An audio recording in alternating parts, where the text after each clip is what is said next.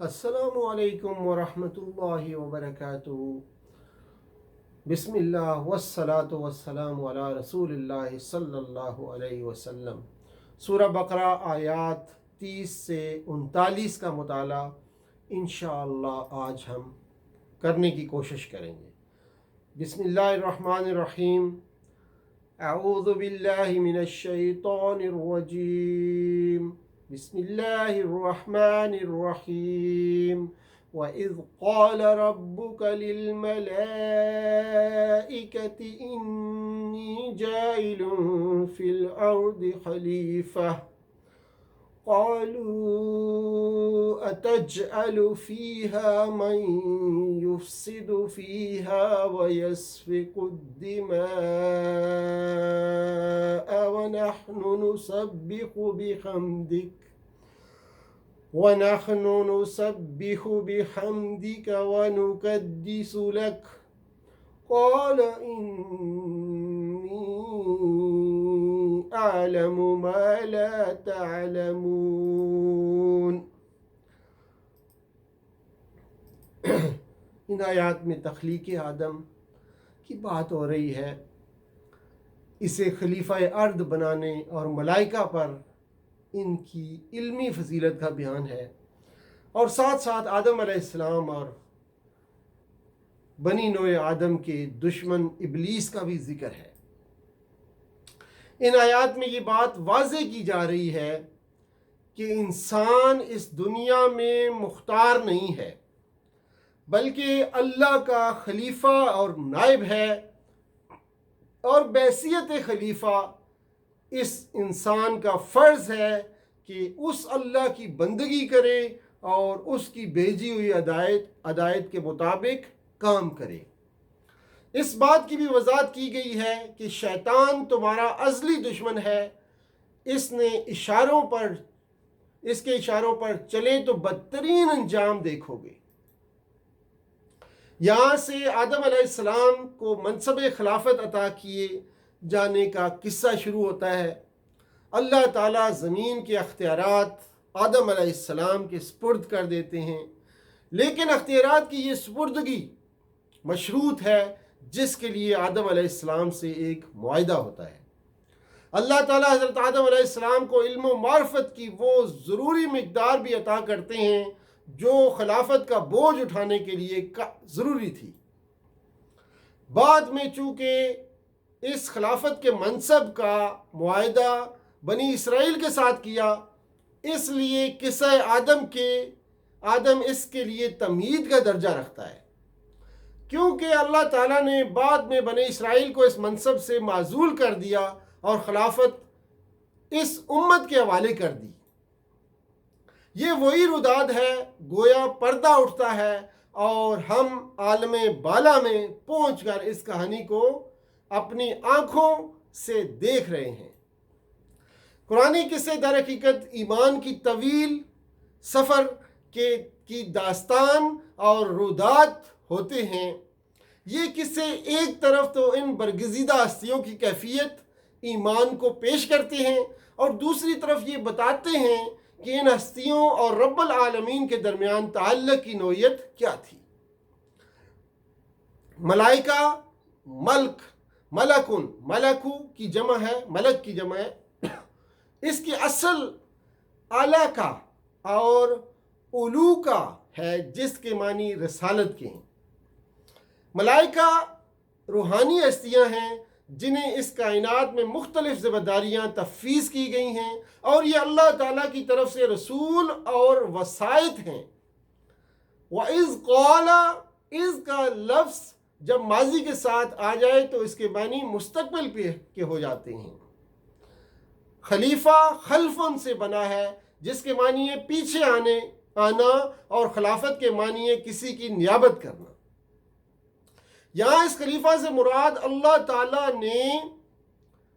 کے احکام کے قائم کرنے اور اس کے فیصلوں کے نفاذ کے لیے اس کے زمین میں اس کا خلیفہ ہے۔ اس سے مراد آدم اور اولاد آدم ہے، جن کو اللہ تعالیٰ نے اپنے احکام کے نفاذ کے لیے مامور کیا۔ وَيَسْفِكُ الدِّمَاءَ، یسفک سفکن سے بنا ہے جس کے معنی ہے خون بہانا.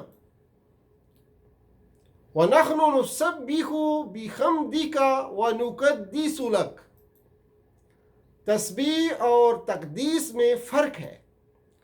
تسبیح کا لفظ اللہ تعالیٰ کی خوبیوں کو مثبت انداز میں بیان کرنے کے لیے آتا ہے، جبکہ تقدیس کے معنی ایسی باتوں کی نفی کرنا ہے جو اللہ تعالیٰ کے شایان شان نہیں ہیں.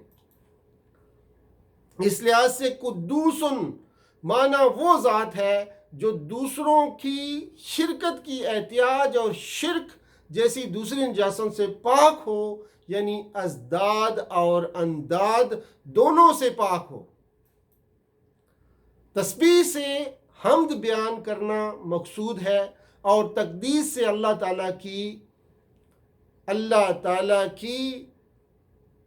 تعالیٰ کی صفات بیان کرنا مقصود ہے، یعنی نقائص جیسی صفات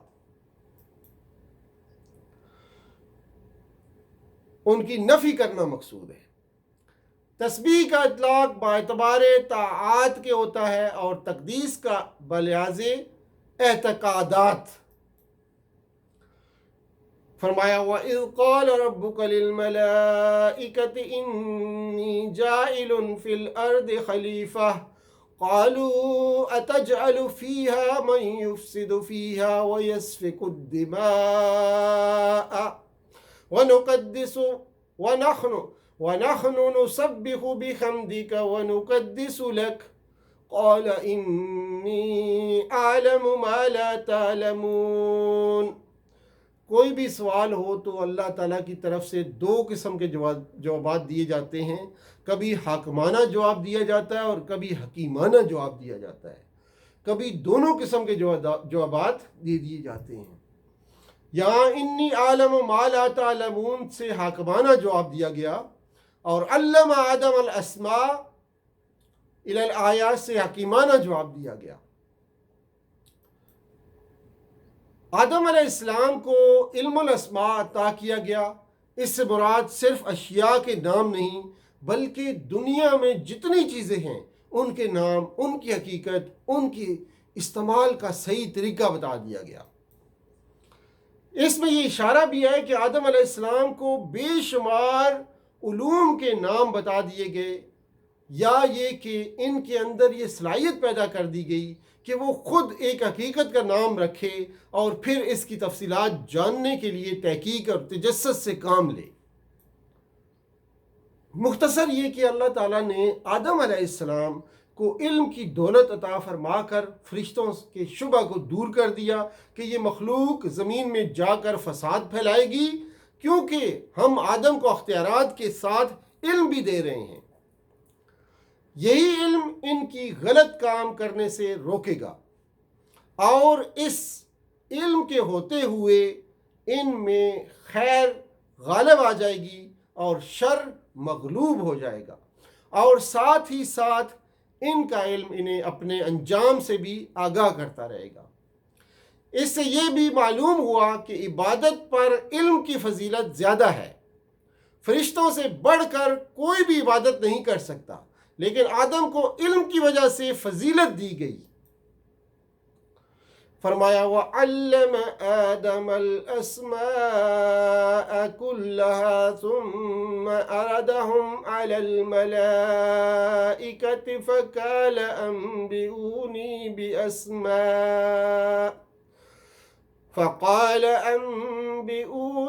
بِأَسْمَاءِ هَؤُلَاءِ إِن كُنتُمْ صَادِقِينَ.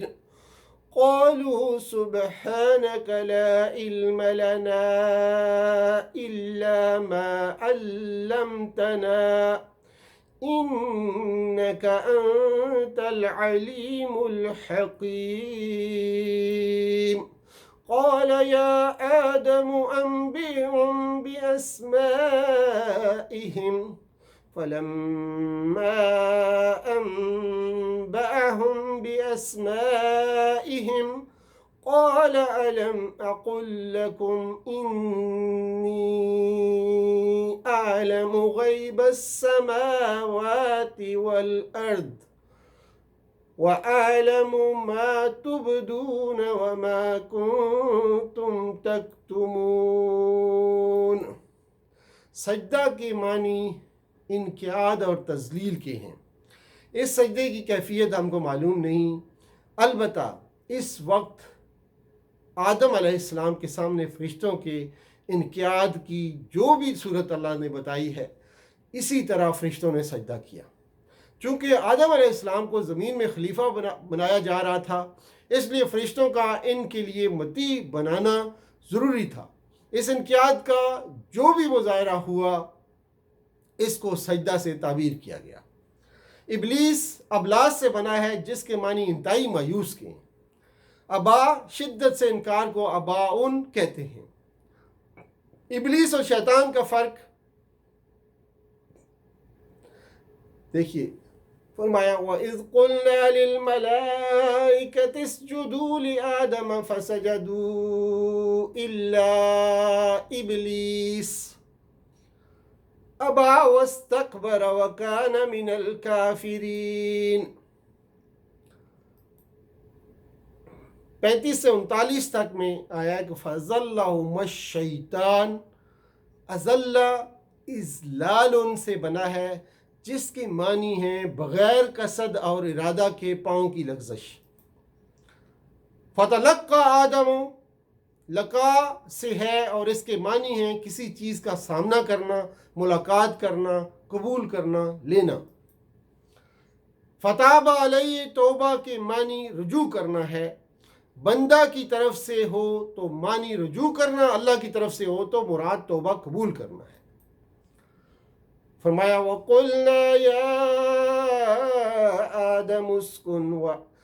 وَقُلْنَا يَا آدَمُ اسْكُنْ أَنْتَ وَزَوْجُكَ الْجَنَّةَ وَكُلَا مِنْهَا رَغَدًا حَيْثُ شِئْتُمَا وَلَا تَقْرَبَا هَذِهِ الشَّجَرَةَ فَتَكُونَا مِنَ الظَّالِمِينَ۔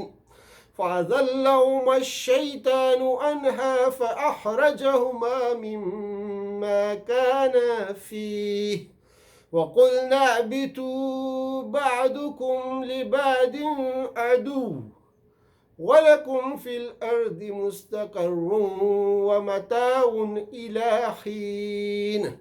فَتَلَقَّى آدَمُ مِنْ رَبِّهِ كَلِمَاتٍ فَتَابَ عَلَيْهِ إِنَّهُ هُوَ التَّوَّابُ الرَّحِيمُ۔ قُلْنَا اهْبِطُوا مِنْهَا جَمِيعًا فَإِمَّا يَأْتِيَنَّكُم مِّنِّي هُدًى فَمَن تَبِعَ هُدَايَ فَلَا خَوْفٌ عَلَيْهِمْ وَلَا هُمْ يَحْزَنُونَ۔ وَالَّذِينَ كَفَرُوا وَكَذَّبُوا بِآيَاتِنَا أُولَئِكَ أَصْحَابُ النَّارِ هُمْ فِيهَا خَالِدُونَ۔ پیغام سنیے آج کے درس کا۔ انسان دنیا میں اللہ کا نائب ہے، خود مختار نہیں ہے۔ یہ انسان علم کے ذریعے فرشتوں سے بھی افضل ہے۔ تکبر اور حسد سے بچنا چاہیے کہ یہی ابلیس کی تباہی کا ذریعہ بنا۔ ابلیس ہم سب کا دشمن ہے، اس کے ساتھ دشمنی کرنی چاہیے، اس کو دوست نہیں رکھنا چاہیے۔ بعض گناہ کفر کی طرف لے جاتے ہیں۔ تو اسی پہ اکتفا کرتے ہیں۔ وآخر دعوانا الحمد للہ رب العالمین، والسلام علیکم ورحمۃ اللہ وبرکاتہ۔